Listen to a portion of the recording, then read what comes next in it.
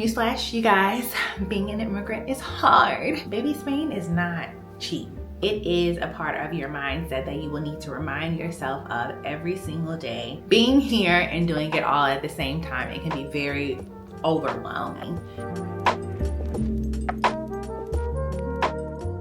Hola a todos, welcome back. If you are new, my name is Jasmine. This is my channel, Jasmine Please, and I am an American expat, immigrant person living abroad.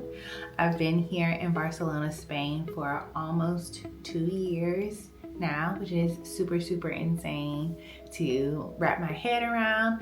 But yeah, here on this channel, I am just documenting in general my experience, hoping to share some helpful information, some tips about the logistics, the visas, the finding an apartment, all of the fun things, everything that comes with this adventure living abroad. If that sounds like something that could be helpful for you, if you are considering embarking on a living abroad journey yourself, then please do feel free to like this video, comment with anything you may want to know, and subscribe to this channel for more helpful content, hopefully coming up really soon. In today's video, I did want to talk about mindset just a little bit. I actually wanted to touch on the very last video that I made a little over a year ago. I'm one of those once a year posters so far, unfortunately, but we're working on it. In that video, I was pretty much just talking about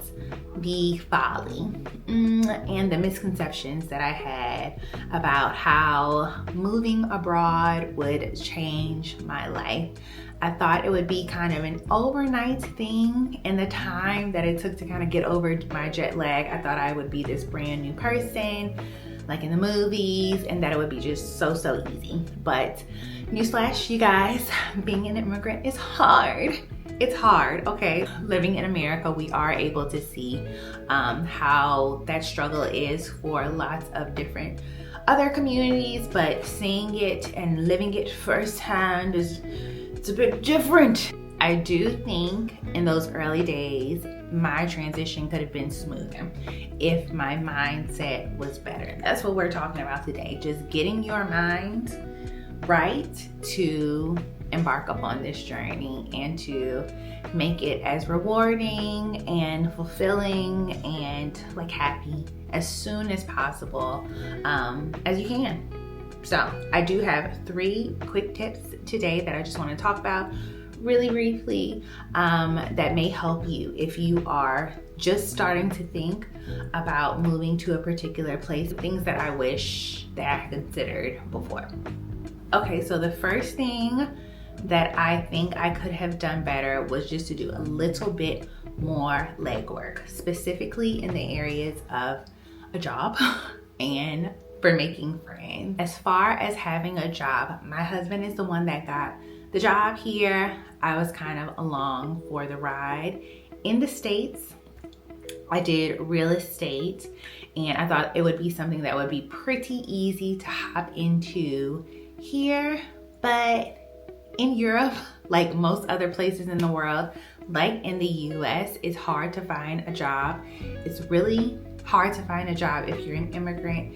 It's really hard to find a job if you do not speak the local language. And that is the situation that I was coming into. So I really wish that I had spent a little bit more time researching job opportunities way ahead of time, interviewing, making connections. Being here and doing it all at the same time, it can be very overwhelming because you are looking at your bills, they're in your face. You don't have anything kind of to fall back on. So if you are able to have a job from back home that'll bring you over here, or at least have something set up as far as work before you get here, it'll make you feel a lot better. I do also wish that I had done a little bit more legwork and just some research when it came to making friends. Living in a new place, being in a new place, it is an extremely isolating and lonely experience, especially if you are going to a place that is very like homogenous, and the homogeneity don't quite look like you, that can be a challenge.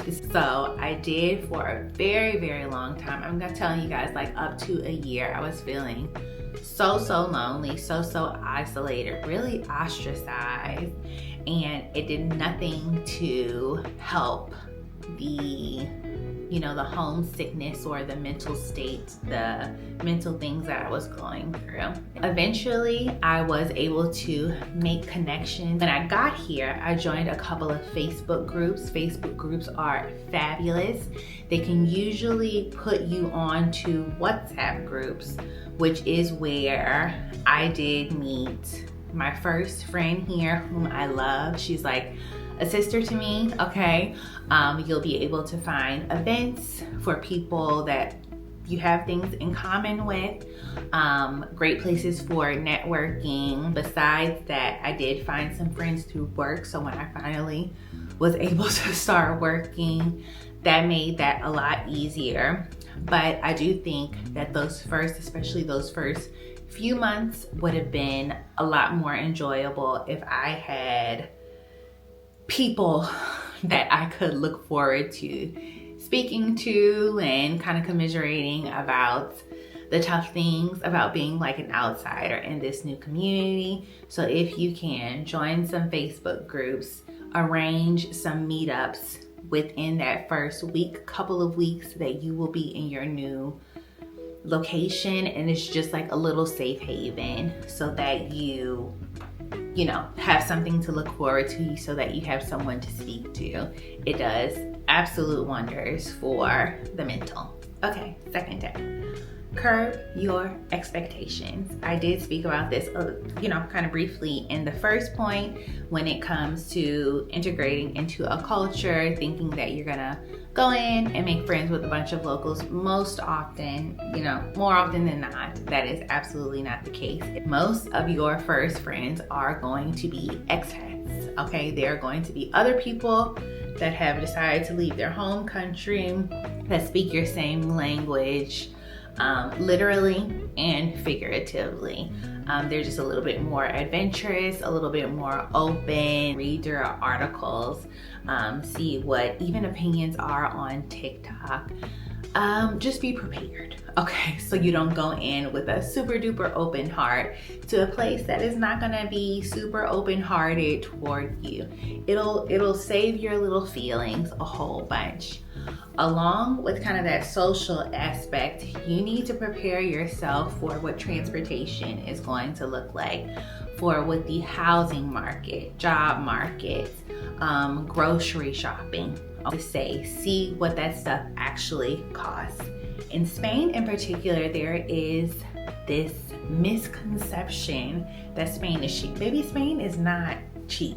Barcelona, Madrid, Valencia in particular, these are not cheap places. As far as looking for an apartment, when we first got here, and even now we are on an apartment search, this stuff is high.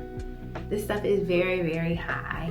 Currently we are looking for like a 2 or 3 bedroom, 2 bathroom, and then just like up to a nice standard, renovated, lift, elevator, AC, all of that kind of stuff.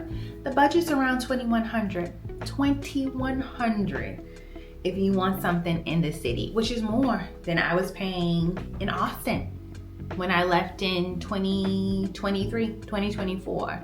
So, yeah, do your actual research. If you can figure out the website or the platforms where people usually go to find lodging, and then just get in there and do a little research beforehand. For Spain, I think a lot of people use Idealista. So Spain, Portugal, and Italy. I think you can find places on Idealista. That is the biggest platform that people use. Plug in your bedrooms, your bathrooms, the amenities that you need to have, and get an accurate picture of what you can expect to pay for all of those things, just so you have fewer surprises. Okay, and the last tip for the day that I have for you is to lean into the good. This is my favorite one because it's not something that you have to so much prepare for. It is a part of your mindset that you will need to remind yourself of every single day, and you have the opportunity to, on a dime, at a moment, just do this every single day of this experience. I think it's the case for many Americans living abroad for the first time. This is an elective situation. Of course, the situation at home, it's not great. It is something that many people feel they need to flee from. It is not something that we by any means had to flee from. That is a huge privilege, okay, to be able to just willfully say, you know, I don't want to do this anymore. I want to check something else out. I think that's something that you really have to remember when you do decide to move to a different place, when you choose these amazing, rich, cultural, beautiful places like Spain, like Italy, like Ghana, Zanzibar, wherever you're going. It's kind of like a vacation. You do have the opportunity to make this a vacation with any free time that you do have. So go to the museums, learn the history, go for a walk, do your hiking, travel between countries, okay? You can get really bogged down in the minutia of like the logistical part of setting up a new life somewhere else. Yes, you have to get your visas. Yes, you have to get your padronamiento, your driver's license, set up your healthcare, all this kind of stuff. But you do have the opportunity to see things that you have never seen before, things that the rest of your bloodline may have been afraid to even venture, to even dream to make a possibility for themselves. And that is such a huge blessing, such a huge opportunity. And really, you never know. You never know how long this adventure may last for you. Things happen with visas, things happen with family. Eventually, you may have to go home. So you really want to just make the best of every moment. Have a good time. Have a good time. It's absolutely possible living in a brand new place for the first time. Okay guys, that's literally all I have for you today. Prepare as much as you can to do all of those things, to lean into the good. Go ahead and book yourself some tours. Do as much research as possible so not too much is surprising you. And then do that legwork so the logistical bits are just a little bit easier when you actually land. That's all I have for today. Look out for the next video. I really do want to start taking you guys around Barcelona, showing you the life that I've been able to establish here. So if you're interested in that, don't forget to like, comment, and subscribe to my channel. And I will see you so soon in the next one. Okay, bye.